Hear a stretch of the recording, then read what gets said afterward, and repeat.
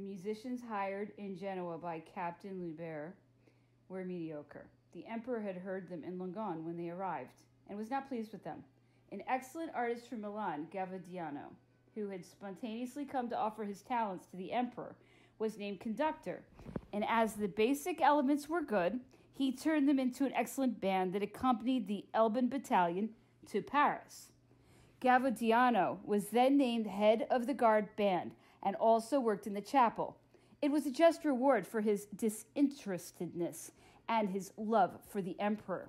Captain Lubert's mission in going to Genoa was also to show off the brig and the Elban colors. It was manned by 50 grenadiers in fine uniform who greatly impressed the population when they went ashore. All wanted to see them and host them. Glory was written on their tanned faces, and they were the object of everyone's admiration. They resisted the extended invitations, spoke of the emperor with enthusiasm, and returned on board ship after behaving with admirable wisdom. Cipriani, one of the emperor's butlers, went along also. He had been secretly sent to thank several tradesmen of his acquaintance who had offered the emperor their services and any money he might need. Some furniture was purchased to better cover up the purpose of this mission. When the brig returned, the emperor went on board and chatted with his old soldiers, who were all happy to see him and delighted by the Genoa furlough.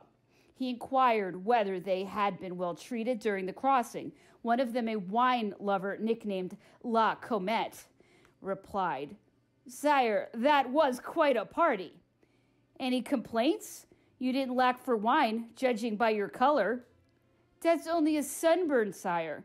But the finest thing on me is this," pointing at the eagle badge on his cap. "It has never faced the rear." The emperor left the ship, and when he got home that evening, was still laughing about the witty quips of his old grognard, who a few months later would die at Waterloo, repeating the words of his leader, "The guard may die, but it never surrenders." In July, Countess Bertram arrived in Portoferrajo with her children, accompanied by the general's brother. The lady was pregnant and gave birth in August to a boy, who died in October because of a deplorable error by the pharmacist. Understanding such legitimate sorrow, the emperor would often visit her with words of friendship and encouragement to ease her pain. It was he and Empress Josephine who had brought about the marriage of the lady to General Bertrand, for whom the emperor had much esteem and affection. He gave them each a dowry. With the generosity the emperor brought to all he did, 200,000 francs to the countess, 50,000 francs in diamonds, 30,000 francs for her trousseau, 200,000 francs to Count Bertrand, and the La Jonquière villa. Such was the couple's dowry. These details were given me by the countess herself, who liked to relate the emperor's kindness towards her. Countess Bertram had brought with her the Fontainebleau Treaty, which was burned along with other papers when the emperor left Elba. This lady had charming conversation, an elegant figure, and charming feet, although not beautiful. Her appearance was pleasant. Her entire person was imbued with a distinction which her children inherited. Madame Mare's arrival had brought the emperor back to Portoferrajo. After spending a few weeks there, he returned on August 20th to La Madonna, and Madame came to stay in a small house in Marchand. The emperor dined every day at her house and received a few people from the city there, returning the evening to his hermitage. His Majesty had been there a few days when Madame Valeska, who was going to Naples, asked his permission to stop and see him on the way. Having been granted permission to do so, she came with her son, sister, and brother. She remained 24 hours at the hermitage and did not go to Marchand, where Madame Mare was staying. On the island, people thought it was the Empress and the King of Rome and became excited. The Emperor had gone to meet her with Paoli, the gendarmerie captain, and Bernardi, one of his aides-de-camp, followed by two Mamelukes. Bernardi got off his horse, and when they met, the two ladies picked up the child and carried him to the hermitage, allowing no one else to the honor of carrying the presumed King of Rome. He was certainly 2 years older, but the beauty of his features and the curly blonde hair flowing over his shoulders made him look very much like Isabel's portrait of the King of Rome. The rumor had spread throughout Portoferrajo, and Dr. Ferraud, whom the emperor had not taken with him, went to see General Drouot to ask him if it might not be a good idea to come and offer his services to the empress. The next day at dawn, he was at the Hermitage. The emperor had turned over the 3 small rooms he occupied to the 2 ladies. Beds had been set up, and he had taken refuge for the night in a tent erected a distance away under some chestnut trees. Saint-Denis and I slept in the walls of the tent. I was there. It was there that Dr. Ferraud found me. Surprised to see him, I asked what brought him there. When he promptly congratulated me on the pleasure I must be feeling at seeing my mother, I understood his mistake, and without having time to correct it, went in to see the emperor, who was calling for me. I mentioned this to the emperor, who had a good laugh. When the emperor was dressed, he came out of his tent, where he had spent a rather poor night. A heavy rain with much wind had prevented him from sleeping, but sunshine announced a fine day, and had already dried up the surrounding area. He found Madame Valeska's child playing, called to him, sat on a chair he had asked me to bring, and put him on his knees, then called for the doctor, who was strolling in the vicinity. When he had arrived, he asked, "Well, Ferraud, how do you find him?" "But, sire, I think the king has grown a lot." The child was 2 years older than the young Napoleon, but had the same kind of face. The emperor laughed heartily over the doctor's mistake, teased him a few moments, and thanked him for his eagerness to come and offer his services. The emperor had no household staff with him to serve his guests. Lunch was brought all prepared for Marchand, as was dinner. If there was a shortage of luxury at the table, there was plenty of mirth. The emperor wanted the child, who had not lunched with him, to have dinner there. Madame Valeska said he was far too unruly, but His Majesty was not surprised by children's mischievousness. He claimed to have been very stubborn and unruly himself, saying, "I would hit Joseph and then force him to do my homework. If I was punished and put on plain bread, I went and swapped it for the shepherd's chestnut bread, or I would go find my nurse, who would give me some little squids I was quite fond of." "Sire," said Madame Valeska, "I believe that if these were offered to your Majesty, you would not like them as much." "Not at all. I would eat some with pleasure." The day was spent strolling through the area until dinner time, as the ladies were to sail out that same evening. The emperor placed Madame Valeska's son next to him. He was very good at first, but that didn't last, and as his mother was scolding him, the emperor said, "Aren't you afraid of the whip? Well, I urge you to be. I felt it only once, but I have remembered it always." He told how this had happened. "My grandmother was quite old and stooped, and seemed to me and to Pauline like an old fairy godmother. She walked with a cane, and her affection for us always led her to bring us candy. This didn't prevent us from walking behind her and mimicking her. Unfortunately, she noticed this and complained to Madame, telling her she was raising us without any respect for grandparents. Although she loved us very much, Madame put up with no nonsense, and I saw that I was in for it. Pauline got hers first because skirts are easier to pull up than pants are to unbutton and pull down. That evening, she tried to get me, but in vain. I thought I would get off scot-free. The next morning, she pushed me away when I tried to kiss her, but I had forgotten all about it when during the day Madame said to me, 'Napoleon, you are invited to lunch at the governor's house. Go get dressed.' I went upstairs, quite happy at the idea of lunching with officers, and got undressed rapidly, but Madame was like a cat waiting for a mouse.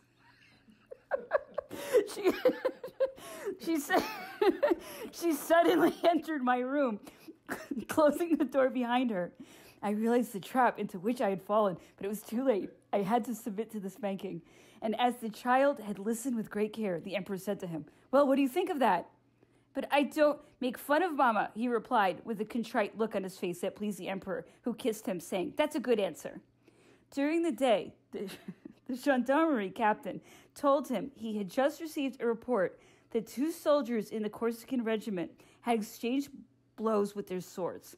The emperor asked, what was the cause? 'No doubt some whore.' 'Yes, sire.'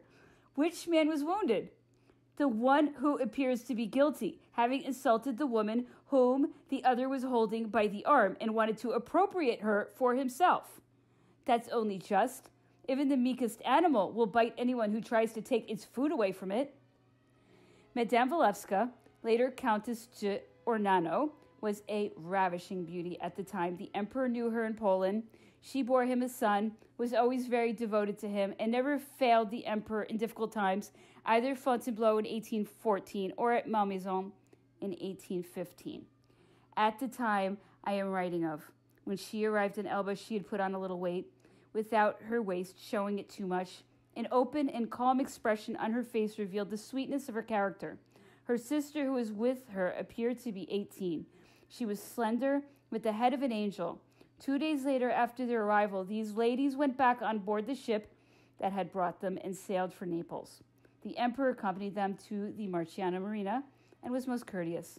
He said that in his day, men were far more amiable than they were today. Camp life had not made him cynical. In all matters relating to the fair sex, he used poetic expressions or words. The September rains drove the emperor from that residence to Langon, and Madame left Marchand to go to Porto Ferrajo. In Langon, the emperor lived in the upper part of town, which is a fort built on a rocky peak. The view from the emperor's apartments was admirable. Colonel Germanovsky was governor of the town and of the castle. As such, he came to greet the emperor and take him to his quarters, which were roomy and extensive, but totally devoid of furniture. The camp bed that accompanied the emperor was erected, a few chairs and a table made up from the bedroom furniture. Colonel Yermanovsky, as gracious as he was gallant and brave, was much liked by the townspeople, for whom he gave small parties and dinners.